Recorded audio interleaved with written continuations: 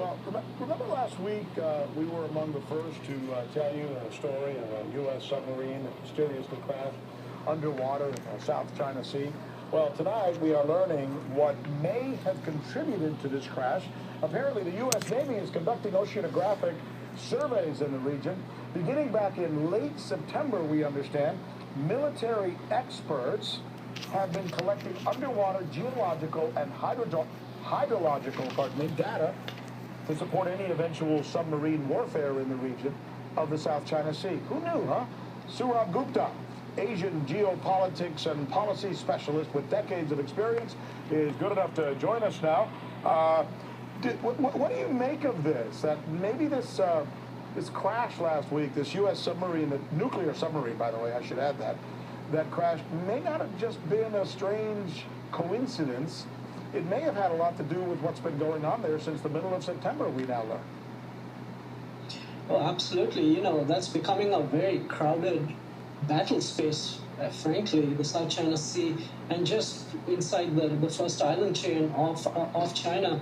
And not just that, we've heard a lot of submarine-related stories in this just in the past 10, 15, or 2 weeks. So one can imagine this is grounds, the battle space is being measured minutely with regard to potential submarine warfare at a future date.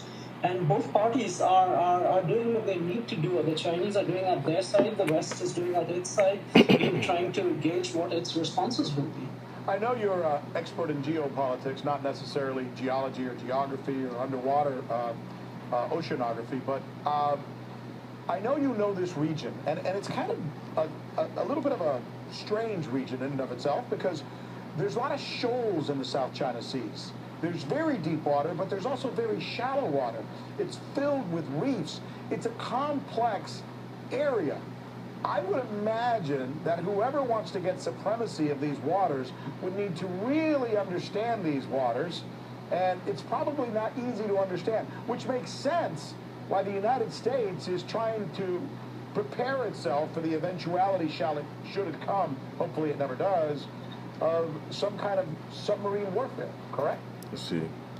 It is going to come. So let's preset right. Before I start, call all y'all about Shalom Shalom to the elect. This event definitely going to take place. Let's face real quick.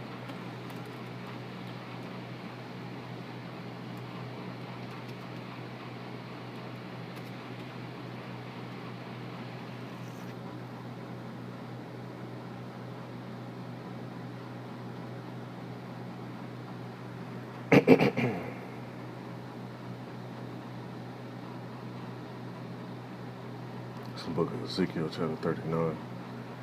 Let's see where I want to start at exactly.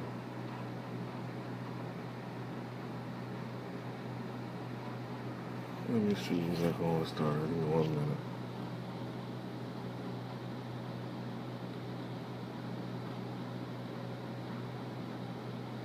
I'm going to get to the main part. I don't want to read this whole thing because I know I'll end up making this video real long. People's attention span real short.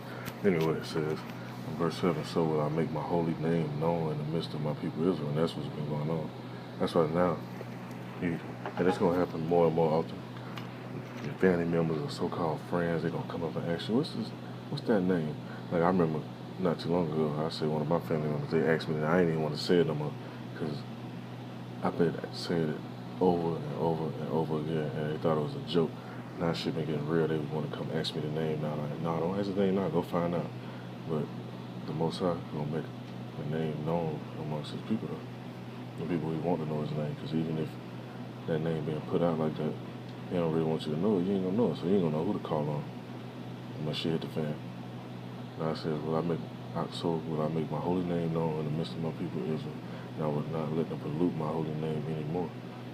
Because we're supposed to be his people, we're supposed to represent. But have we been representing? Nope. God says, and the heathen shall know that I am the Lord Yahweh, the Holy One of Israel. Behold, it is come, and it is done, said the Lord Yahweh. This is the day whereof I have spoken. So, let me see, this is another precept I want to get. Because basically what's happening, which in another video, I'll get to in a minute. But the translation in this, it actually was saying,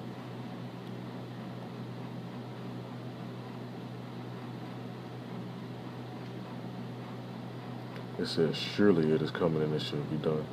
You know, they switch up the translation. You got all these, you got the NIV and the NLT and the ESV and the Korean and the King James, New King James. But it's talking about the same thing. It says, surely it is coming. It ain't no, oh, it might come, like how he said. Let me run it back one more time. It is trying to prepare itself for the eventuality should it come. Hopefully it never does. No, it's coming though. It's definitely coming. Let me go to this other video on the display.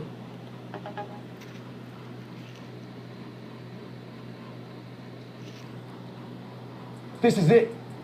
The original. Alright, let me pause there real quick.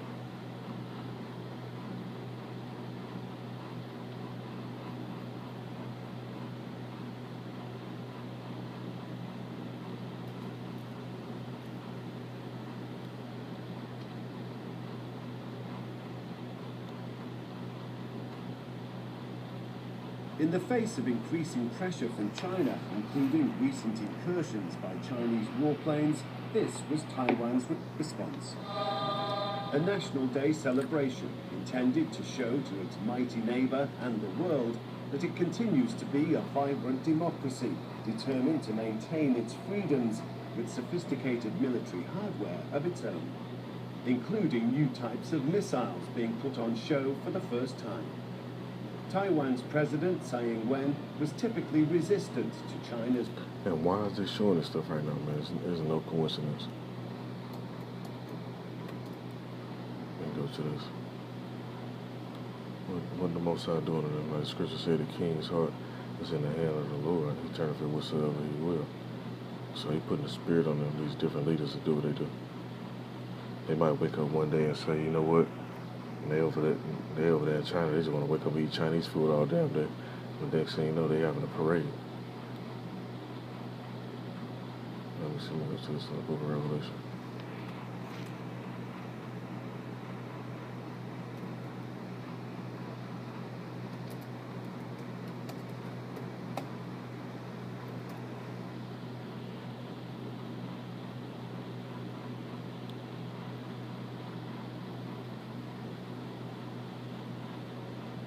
Book of Revelation, chapter 16, and verse, let's see.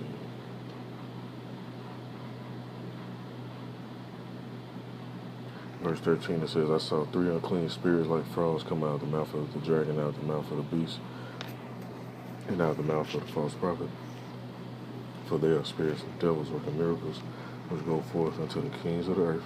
That's why you see these different leaders having these talks and doing all this different stuff they're doing. It says, go forth to the kings of the earth and of the whole world to gather them to the battle of that great day of Yahweh Almighty. And behold, I come as a thief. And see, a lot of people not expecting this right now. They think shit's just going to get back to normal and they're going to push this, you know what, and then everything just going, people going to be able to travel how they want and all this other shit, but not realizing. And once I'm about to pull the rug from under this place, so to speak, pull the plug on this place, stick a fork in it. Now it says, behold, I come as a thief.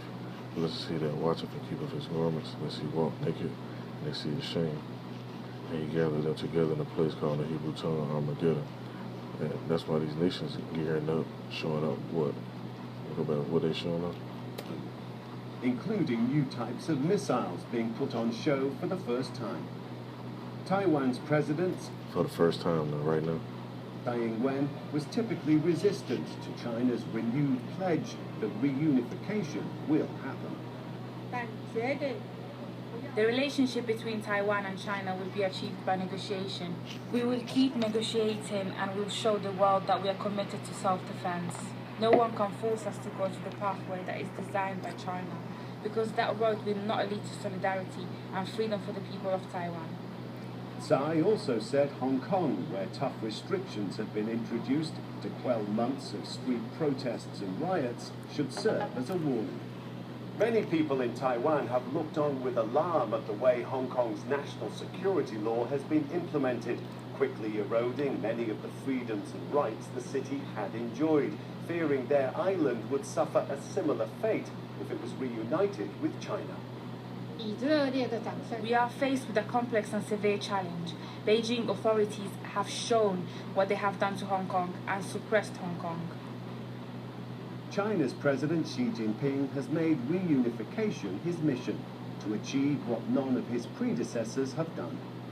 His latest call promises reunification can come peacefully, but threats in the past to use the People's Liberation Army, or PLA, to achieve it by force have rallied support for Tsai Ing-wen's defiance. She's very successfully used the threat of mainland China, the threat of Xi Jinping and the PLA, to wake people in Taiwan up to the threat that they are facing and to mobilize the population around a Taiwan consensus. All right, let me go to the other video. Now, end this off with some more precepts.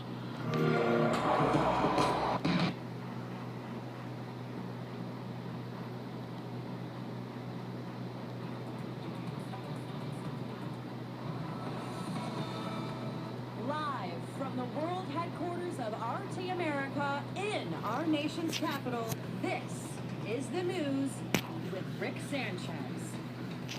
Hi, everybody. I'm Rick Sanchez, here to welcome my viewers from all over the world, including those of you who are watching us on the portable TV app. So there is a conflict tonight in the Indo-Pacific region, and no, this time it has not to do with China nor the United States. This is about Russia. Russia is going at it with Japan.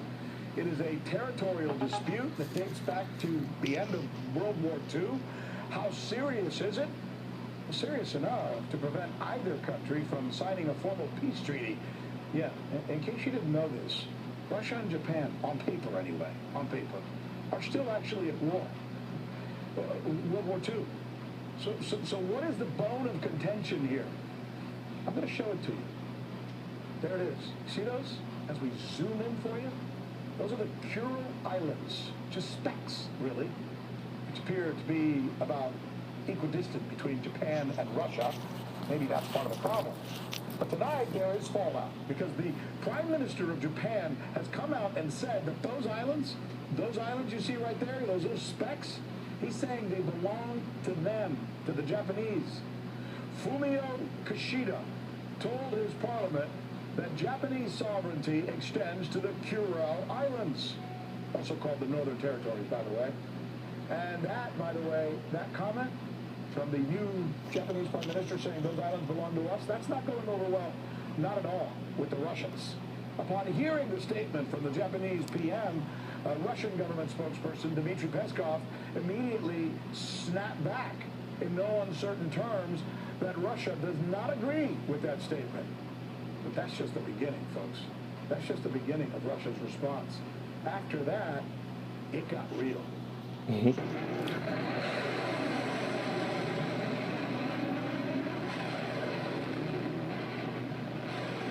see that stuff? You hear that? That's a fleet of Russian ships, including an anti-submarine cruiser, sending a clear message to all comers about its position in that part of the world.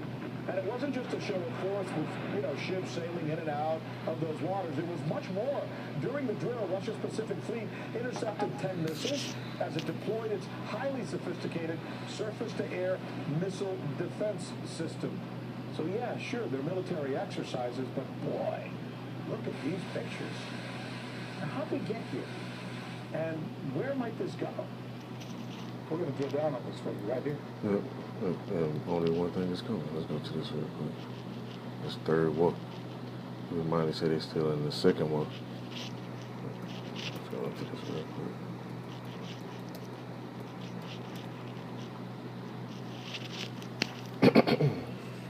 Revelation chapter. Let's see. Chapter 11.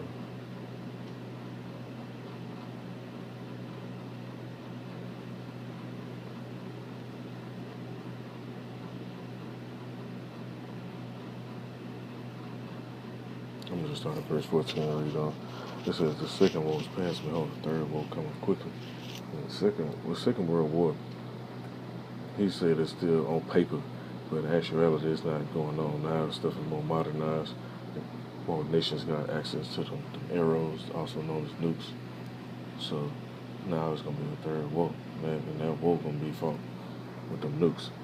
And when that actually happened, let me backtrack a little bit. Let's see, verse 11. It says, "And after 3 days and a half, the spirit of life from Yahweh entered into them, and they stood upon their feet, and great fear fell upon them which saw them. And they heard a great voice from heaven saying unto them, Come up hither. And they ascended up into heaven in the cloud. And the cloud talking about a chariot. It says, and the enemies beheld them, because they gonna see this. The elites gonna see it. Space Force gonna see it. Air Force gonna see it. Whatever force they got, they gonna see it. It says, and the enemies beheld them. In the same hour was there a great earthquake, and the 10th part of the city fell. And in the earthquake was slain of men 7,000, and the remnant were affrighted, and gave glory to the power of heaven." That's gonna be spooky, man. Just think about. Let me go back to this video. Fuck Halloween, this spooky right here. You see these shits getting launched off. A clear message to all comers about its position after that in that part of the world. And it wasn't just a you see these getting launched off and get ready to hit the coastline. And you ain't got no bunker or no SpaceX rocket or none of the other shit to get up out of here. Man, hey, you better hope y'all about to send them angels. Come grab you up out of here. That's why it says in the scripture right here, come up hither, and they'll send it up in the cloud. Because some people actually don't get delivered like that. And you have people that don't believe. But they gonna see it too. I remember having a dream out of it. And people was talking shit because they knew this stuff was gonna come. And they ain't had no other way up out of it. And I remember the dream I actually wrote in one of my books.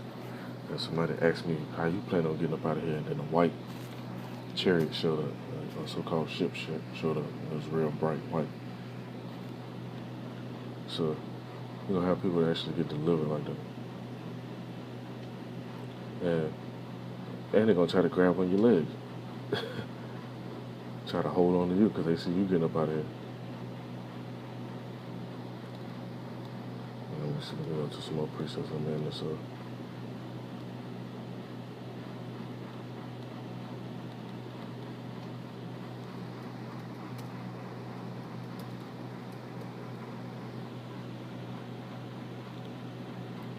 Book of Mark, chapter 13, verse 7. It says, "They should hear wars and rumors of wars. Be ye not troubled, for such things must needs be, but the end shall not be yet." Because it ain't gonna happen just like that quick. You got another prophecy that come to pass, and that's that you know what, the Quran. I'll open this up in a new tab.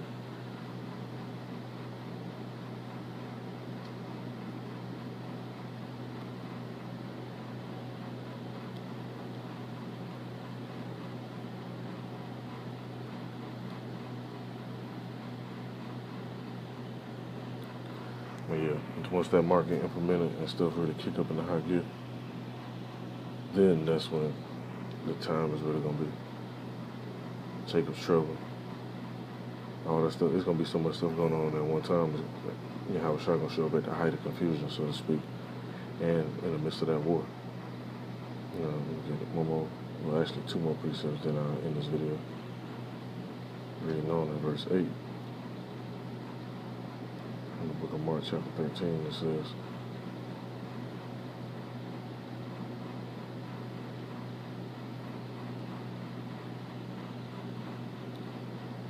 "For nation will rise up against nation and kingdom against kingdom." And that's what's going on. Taiwan versus China versus Japan. U.S. trying to be versus everybody.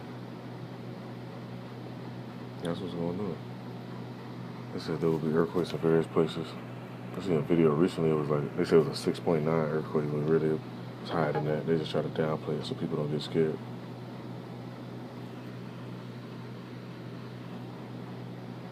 They said there will also be famines. Shit, hey, they ain't sending them ships to the shipyard. They tell them to sit on the water off the coast. That's gonna cause a famine. A lot of food ain't gonna be shipped around. Food shortages, grocery store shortages, fuel shortages, so they ain't gonna be able to ship food around and stuff. So these things are merely the beginning of sorrows. me see. Another precept I want to get. I was thinking of something else. Kind of got a little throw it off a little bit. Somebody texted me early morning, so I could. Oh, okay. I know I want to go to. Give me 1 minute. I'm thinking it's in the book of Joel, if I'm mistaken.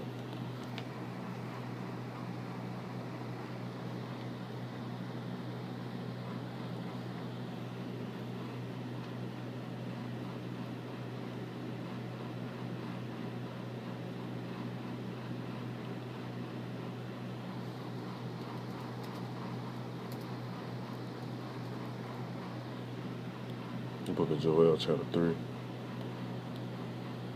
I'll get on down from verse 1. It says, "For behold, in those days and in that time when I shall bring again the captivity of Judah and Jerusalem, I will also gather all nations and will bring them down to the valley of Jehoshaphat, and I will plead with them there for my people, for my heritage, Israel, whom they have scattered among all nations and parted my land. And they have cast lots for my people, and they have given a boy for a harlot, and sold a girl for wine, that they might drink." And that's just a few things that they did. They did way more than that and still doing stuff. So the Most High got them in the trick bag. They allowed them to get all this technology, all these weapons and nukes and whatever other biological type warfare shit they got going on. And ain't gonna let them use it on each other to wipe each other out. And the ones that don't actually get wiped out, they still get wiped out anyway by the angels when you have a shot. And the ones that make it and escape up into the space stations or whatever other little nonsense they got, they bunkers, stuff in the caves, underwater little cities and stuff, which they actually have. You can look it up for yourself. Those are the ones that's going into captivity. They're going to be the first fruits, like the scriptures say. Those who leave in captivity shall go into captivity. Those who kill with the sword must be killed with the sword. There's the patience and the faith of the saints. So, hey, just stay patient. I can just keep paying attention and watching all this stuff coming to pass. Hey, just a little brief testimony. I was just speaking to somebody about some random stuff. And the dude, you know, he was letting me know, like, man, I'm in a real other situation, stuff going on, but I see all this stuff going on in the world, and it looked like stuff about to end. You know, the world about to end. I was like, no, the world not about to end. Esau world about to end. And I ain't say Esau to him because I know he ain't really know. But I was letting him know that the people that rule this society, they were about to end, and our world follows. Like the scriptures say, Esau is the end of the world, Jacob is the beginning that follows. So I just want to bring this up. Out of one righteous out is edifying. Call all y'all about Shalom to the Lord.